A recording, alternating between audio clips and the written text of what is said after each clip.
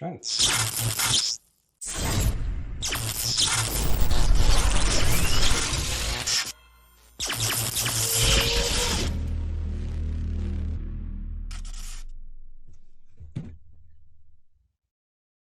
Hey friends, welcome to the Energy Independence Show. Today we have Richard Chapman from the Kern Economic Development Corporation.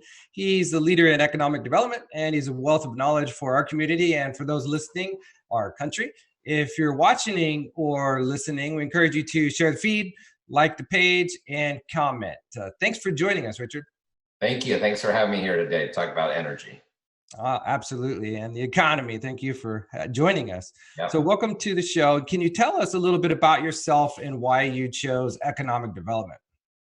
Well, I don't think it's a career you say as a kid, I want to be an economic developer. In fact, obviously there's confusion between that and being an economist. We call ourselves, I don't have a PhD, but we have a better sense of humor than most economists. Thanks for joining us, Richard. But really what it comes down to, economic development is really about customer service, research, and forging coalitions and public-private partnership. And I started in economic development about 25 years ago in Seattle in the mid-90s, where everybody was moving to Seattle and got to see a region really boom and a bust. We had the dot-com bust. We had the Boeing headquarters move. And now, unfortunately for them, a pricing people out and middle class exodus, kind of turning on being less pro-business.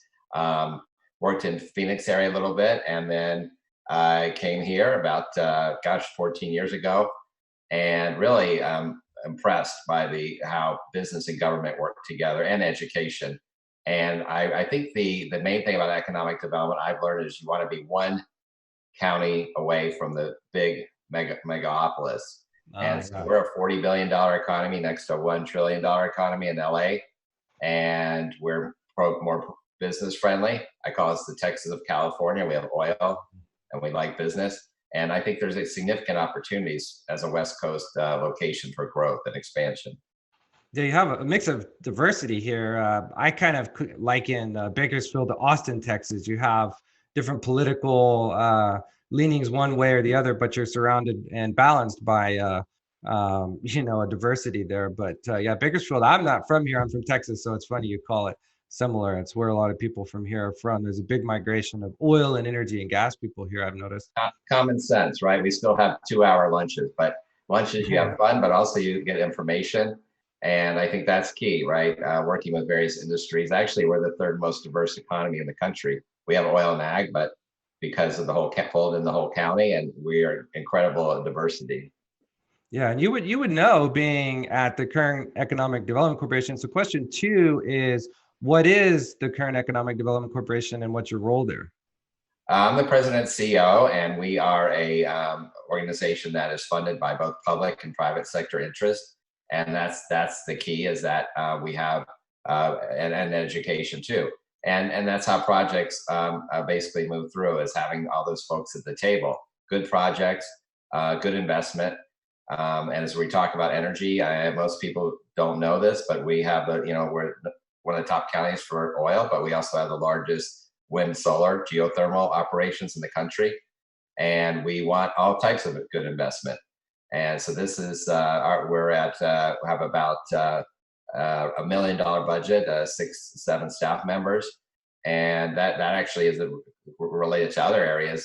Per capita is much stronger, even than Seattle, have a larger budget than Seattle for economic development. And we were formed in a time of crisis, which most EDCs, like Seattle in the early 70s with Boeing leaving, last person out, turn out the lights. Well, our EDC was founded in '88 by community leaders when oil was $10 a barrel. Wow. And our ag prices were rock bottom. But this is the thing with this working together and affecting change and moving the region forward. And last year was our most successful ever in terms of project successes. That's great. Well, you mentioned crisis there and the forming of the Development Corporation during that time. During this crisis, how would you say Kern Economic Development Corporation or businesses in general, from your role there and your knowledge there, what's happening? Well, I would argue they're more crucial than ever. And With economic development, we work obviously in relocation, recruitment, but also retention and expansion. 80% of job growth is from local companies or from local companies that are growing, maybe 5, 10, 15 at a time. And so the thing with recruiting is if the local companies aren't happy, well, guess what? They're going to tell the new companies that it's not a very business friendly region. So we have to work on both strategies: expansion, retention, and that's happening now in a big way with the potential unemployment rate of 31% for the county in a couple months. And but again, I argue this is not the time to cut marketing. You work to grow your own, but also I think for LA, companies looking maybe to leave the state. Guess what? They could come up here. Cost of doing business is basically the U.S. average cost of living, 5% above. They need a West Coast operations, and so I think again we're well positioned, and both geographically, logistically, as well as just having supporting growth. Absolutely. And we're surrounded by beauty here in California. I think it's what keeps people here and motivates people to move here is the beauty. We're 2 hours away from everything. That's one of the things I love about Bakersfield is we can work and we can live well and we can enjoy the beauty of California. So at the Kern Economic Development Corporation, question 4 is what kind of resources are available to businesses and organizations through KEDC? Well, we offer no fee assistance. So we have projects that come to us, and a lot of times people don't even know they're in town. We sign NDAs and non-disclosure agreements, and we just want them. We want the growth and be a local company expanding or staying here, or big nationals, international. And we walk them through. So our 4 areas: workforce development, permitting, siting, and financing. Now we actually help direct folks to various types of resources, but also partner with them and support them. So we're kind of where the rubber meets the road. We're part of the team, and but there's also so many other players, both public and private sector, and companies are looking for that type of business response team, right? Red carpet team. This is how success is made: is how responsive are you to their inquiries? Last year we had projects we were part of, Amazon, which is, many people say, oh, it's a fulfillment center, but there's only 4 like that in the country. It's 2.56 million square feet, 3 floors, totally automated. Great success. Walmart cold storage. Cold storage is a real fast growth, especially now. We've had smaller companies, Joyride Coffee, cold coffee, and Hadco. It's near the airport. If you've seen that building, Steel Distribution, Israeli company. In January of last year, they came to us and they were breaking ground in May. I mean, where else can that happen in California? And then you have projects like L'Oreal and others that are love, Kern County, and that's where the future growth is going to occur. Well, it's a great community, and I love it here. I love it for my family, my children. I look forward to living here and seeing the growth in the future. And continuing to enjoy the wealth and prosperity that we have in this community. Would you say moving forward that Kern County is pretty well positioned? Question 5, how well positioned do you think Kern County is to return to pre-COVID economic growth? Yeah, that's a great. We had 2 economists from CSUB on the chat yesterday, and we say is it the L curve, the U curve? Now there's a W curve and a V curve. Right. So obviously you want the V curve, which means we bounce back up. And you could liken that to 2009, where we had oil prices that decreased significantly, but for a much shorter time than 14 to 15. So we got the V curve. The U curve actually is more like 14, 15. It took a while, right, to bounce. Now W, I won't do too many more letters, but W kind of bounce back, but then maybe in the fall you drop down again if there's a reoccurrence, and then back up. And then L is much more gradual. So we've heard economists theorize. I mean, I'm much more optimistic on Kern County. And there was one study that we were out of 350 plus metros, we were the 13th least vulnerable in terms of our economy to this crisis. And that was mainly because we do have strong tourism, 1.6 billion, but we were not as exposed as tourism areas like Hawaii, where you have to fly there. Here, a lot of our tourism is staycation. So Hawaii, Honolulu, Orlando, Vegas, they're actually the most exposed. Now that was done in fourth quarter of 19. More concerning to us is our oil prices, since they dictate about 70% of our economic activity, and with agriculture, Sigma, that is many people think could cut our acreage by 20%. So there's many there's clouds, but also there is opportunity. East Kern, Ridgecrest, $4 billion is coming to the rebuild. Federal monies. They're looking for welders in Bakersfield to come to Ridgecrest. There's also Mojave, Edwards, etc. So it's an interesting time. But again, at the end of the day, if you have a good project, will be supported by both public and private sector. Absolutely. Well, it's an interesting concept where, if the rest of the states, considering development and the budget's a little squeezed because of the moment, maybe a more affordable place and a good logistical location like Kern County would be to where we should see people moving. And it's also nice if you compare it to Las Vegas construction. You're so susceptible over there versus here, and those are two of the fastest growing cities in the country with the housing boom, it seems. So Kern County is kind of resilient. That's good to hear. And speaking of resilience, legs to the stool, that's the thing. And so as long as we have that type of can-do attitude, which I love it here, we do. That's I think the key to success. Absolutely. Well, if people want to find out more information about Kern Economic Development Corporation and your resources and your conduit sort of activity, you guys bridge gaps and introduce and make things happen, where can they find you? It's KernEDC.com. So awesome. We have you can see the poster behind us. We're part of a regional branding initiative working together with public and private sector nonprofits to brand the county. Quickly, interesting thing is there was a lot of research done about how do we become better ambassadors, because what we saw was that people in LA and San Francisco, when asked about Kern County, Bakersfield, actually use more positive terms than when we talked about what we thought they thought of us. So we need to be less apologetic and more promotional, and we we have, as I said, we're top energy county, ag, we have incredible innovation, and number 4 for STEM jobs, number 1 in the country for engineering salaries. So if we want to attract talent and keep talent, then we really need to tell the story of Kern County as it is, not as we think Johnny Carson or others think about us. Absolutely. Well, I moved here from Texas because I recognized in my research, my family moved here and I went to Cal State Bakersfield, and I love the community. As an outsider, I think, it's a great community for your family, but it's also one of the most exciting places to be for economic development and opportunity. And it's a really nice place to be. It's a lot nicer than a lot of people realize when you drive around, and there's beautiful homes and great people. So it's a wonderful place to be.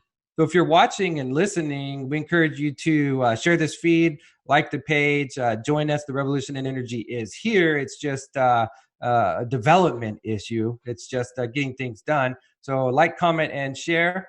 And on question 6, how are energy companies stepping up to the plate in helping the community during these times? Oh, the thing about, first of all, they are incredibly supportive of volunteerism, supporting nonprofits. We have great relationships with them all. Chevron, we have a foundation. They are supporting through our foundation $100,000 of gas cards to small businesses that are in need. We have restaurants that are still doing takeout, so this is critical for them to provide that support. We work again with ERA, Barry, and again, Chevron, CRC. And the point is, these folks are in the community, so they're on boards, they're on college boards, a community college, and the expertise they have. This is the thing for us: is this talent. We need to retain the talent, and the concern with obviously lower oil prices, the regulatory. We can talk about that. Mm-hmm. You know how regulations stifle investment. Mm-hmm. We want to keep this talent pool here, and the energy industry has, by in terms of their background, is an incredibly. It's like Seattle with the software engineers or biotech. Well, we're fortunate to have those technicians and mobility. Mm-hmm. Where else can you, the average energy job's 80,000. Where else can have a 2-year degree or what have you and make 70 to 80,000 in Kern County that industry? Absolutely. Well, the majority of clients that we have at Energy Independence Group, we primarily do solar construction and energy efficiencies. The majority of our clients are in the oil industry. A lot of the development in the solar industry comes from the wealth and the jobs and the education and the leadership of the engineers and the people and the workers in our community that make a good living, a fair living, and are able to invest that money into independence in their home and business with solar and storage and other great new technologies that are really taking off and complementing our economy here. On question number 7, how important is energy extraction, petroleum, oil and gas, and generation, solar, wind? How important is energy in general to Kern County and the economy in California in general? Well, and then you hit on that point too. Is like petroleum companies are and solar, wind, right, biofuel. So they're the ones leading the way. I mean, we have cogen plants. McPherson has a cogen. So they're the ones. EB Natural Resources, green fuels. They're spurring that investment. This energy extraction. I mean, and this is the point we're making. How could you prefer importing a product from half a world away, from countries with horrific human rights records, environmental rights records, and oh, by the way, you're taking that product over and creating emissions, I believe, over 100,000 cars a day. I think you had said we're number 3 in terms of third most in terms of polluter. Oil tankers pollute, well, not just oil tankers, but tankers in general. When we buy our products from overseas and our energy from overseas, it's a third of the pollution worldwide. Yeah, and we're an energy island. So we can't get it. It's not going to be piped in from another state. And so I would hope, much like food, we grew up saying energy independence, right, is key. Having our local food. These are the things we want. And the product's basically literally under our feet. And that's 5% of the state's revenue. Think about the schools, roads, healthcare, I mean, things that are provided. Energy industry has the highest multipliers and of any industry. Refineries are 9. That means for every 1 job on site, there are 8 jobs in the community. So we're trying to communicate, yes, the economic benefits are huge. I mean, for our county, it's like, like 40%, sometimes 20 to 40% of the economy. But we are the 5th largest California consumer of petroleum in the world. Mm. And so there is that demand, and you're going to, instead of going local, you're going to buy it from Saudi Arabia. Right. It's inefficient. It doesn't make any sense, and it doesn't help create jobs. It actually creates more pollution. People aren't buying diamonds because, right, blood diamonds. Mm-hmm. So wouldn't that be people make the leap to oil? Yeah, blood oil, dirty oil with lower standards. California has some of the highest standards in extraction of energy, and I've met some of the most advanced, intelligent engineers in the world right here in Kern County and Bakersfield. We were talking about the importance of energy and, how job creation and economic development really have a foundation in the energy economy here. So on that note, what role can energy independence play in strong communities and economic prosperity? Well, I mean, we talk about you need the economic, it's a national security issue, the economic security issue, having your local supply, right, in your backyard. And we always say Kern County feeds the world, powers the world, and defends the world. Mhm. And powers the world. That's really important. Um, how do we, you have issues with natural gas? Well, most of our natural gas comes from Texas or Colorado by pipe, but now and we have to store it. There's some folks that say no, these storage, underground storage facility, natural facilities, we need to limit those operations. Well, what happens when we have a blackout or brownout? We have to rely on that being piped from several states away. There's concern, right? The grid, I mean, our electricity grid is what, 50s or 60s. Mhm. So we need to build the supply, have those reserves. Obviously, horizontal drilling, Monterey Shale, what can we extract? Eventually, we will unlock the code for more, in terms of those reserves. But we need to be allowed to explore. The investment goes where there's some degree of reliability and certainty that industry is going to be, supported. Obviously, you're from Texas, so pretty good support. Mhm. We talk about NIMBYs, right? Not in my backyard, but now there's a new term, banana. Build absolutely nothing anywhere near anybody. And you really do see that. And so I think, yes, there's a due process. People have a right to be heard. You're in Kern County, you want to weigh in on a Kern County issue, great. But if you're 300 miles away, not really sure. It's local. These are local issues, and that's our challenge. How do we, again, we operate under the strictest regulatory environment and energy in the world. So I always say perfect is the enemy of the good. We have a really, I think, The road to hell is paved with good intentions. Something like right, right. So again, at the end of the day, I trust that, especially now, people are saying, "Gosh, we need." With all that's happening, maybe that will take the foot off the gas in terms of this regulatory push. Yeah, I think energy independence is very important. That's the name of our company, Energy Independence Group. And our idea is that, energy in general is more than just one technology, it's a mix. And obviously, oil got us here. Oil and gas got our society to this point. It was one of the major advancements in human history. So we shouldn't just throw it away. And we shouldn't throw our people and our jobs under the rug, so to speak, sweep them under the rug, just brush them aside, because those are some of the most intelligent, well-spoken, and hardworking people that I've ever met are right here in this community. And so those jobs are important, but also the economic prosperity that we talked about earlier is amazing.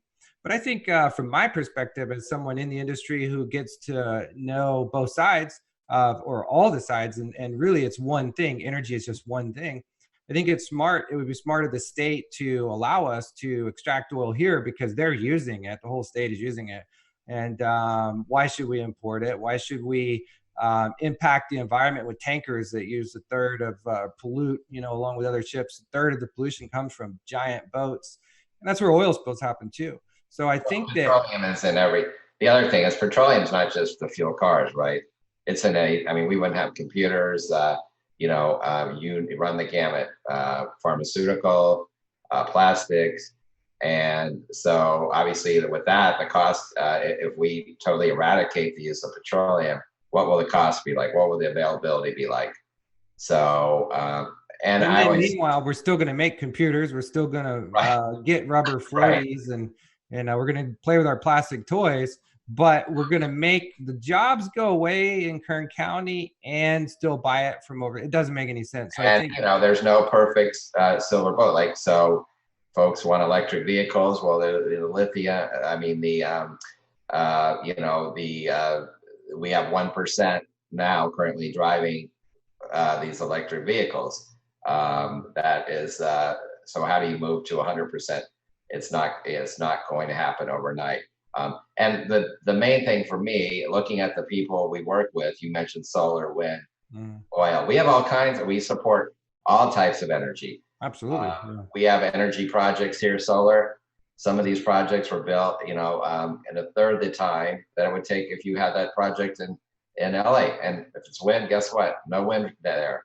Mhm. So the incredible part about Kern County is we are the reason why the state will meet their RPS goal, renewable standard. We have 17,000 megawatts of renewable energy, 7 times more than any other county in the state. So I Amazing. wish we would get credit for that, right? I mean, Yeah. and we have international investment, billions of, Mhm. tens of billions of dollars in Kern County because they know that, especially renewable, that at least the state's not going to hold that up. And of course, local, we very supportive. So I think that's the thing, telling our story, telling about the incredible mix of diversity in this industry. It's really amazing. In our business as a solar contractor, we rely on the investments into the future and the independence of our community, which largely comes from agriculture, oil, gas, and defense. And so a big part of the development in renewable energy is actually funded by the people, the jobs that are being cut right now, or being attempted to be cut. So we hope that the state throws back on its pressure here so that we can continue to support our community, our jobs, and continue to develop more of these renewable energy projects with the revenue and the foundation that's created by oil and gas. So we love oil and gas. We love energy at the Energy Independence Group. I have a question on, energy trends. Question number 9. What trends do you see in energy locally and globally? Well, I think the good news for us is, you're from Texas. You have a lot of the R&D is in oil is in Texas and universities, and you're seeing this here with the CSUB, with the proposed energy research center. Universities and community colleges actually create this type of these startups that stay here, and we want the large companies, but also the small. Incredible work at Taft College, Bakersfield College, and Saracosa. So we have these folks that are working together. Then you have Independence High has Energy Academy. That's the thing, STEM. STEM is so important: science, technology, engineering, and math. And we host our foundation. It's called Symposium, where you have the students showing their various robotics programs, STEM related. You have the educators talking about how curriculum matches up with the needs of the workforce. And then you have the businesses, a lot of energy companies saying, hey, look what we have in Kern County. The key for us is, and we're doing a much better job, is keeping the talent here, but also bringing people in. And that's the key to our success. So I'm seeing that we are, you moved from Texas mostly before people move to Texas from California. Right. Yeah. We need to get, and you're telling, and as I see a lot of recent transplants, they're actually even more optimistic, right, about Kern County. And so we need to get your point of view and integrate that into the message. So yeah, I think so. Kern County now we're actually in the top 5 out of 380 metros for startup activity. We have a new initiative. We're a co-founder with Secord Foundation, JP Lake, called KITE. Kern Initiative for Talent and Entrepreneurship, gokite.org. We need to bring investment, venture capital, angel investment. We need to create physical spaces, guidance and mentoring for these companies, energy too, but all types, and build that strength. 90% of new jobs and that created in any region are for companies less than a year old. So how do we create the spinoffs within various industries that will really, propel us forward in the future? Absolutely. Well, I think solar energy, I was just posted on LinkedIn. Join us on LinkedIn if you're listening. But on LinkedIn, I saw and shared a post about how solar energy in the last 10 years has outpaced energy production worldwide. Wind is close. You've got coal and you've got other sources, and it's a nice mix. It's really good. But I think we're going to see more of that here, and those are going to be some of the new jobs. So we encourage anybody that's looking into the energy industry to join the Energy Independence Group. We have a lot of different energy experts there. Join our effort, comment, like, and share. If you're inquiring about energy storage or energy independence in general, we encourage you to call us. And on question number 10, Richard, I really appreciate you being here. I appreciate your insight and your leadership. You're a champion for our community and the economic development side.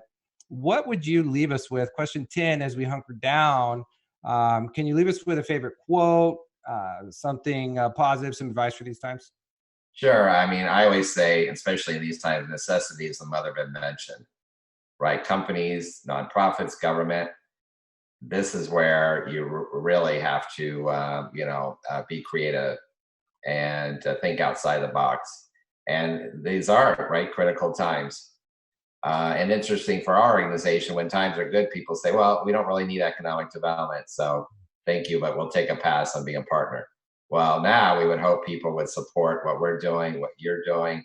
We need to show that we will get out of it, much like we emerged out of the late 80s. We're very resilient, right? We have that strong work ethic, and we're not going to just relocate somewhere else because it doesn't work here. But so I see, it is necessary now to evolve and change. And so, I mean, the great thing is there is that type of attitude, and at the end of the day, I think optimism.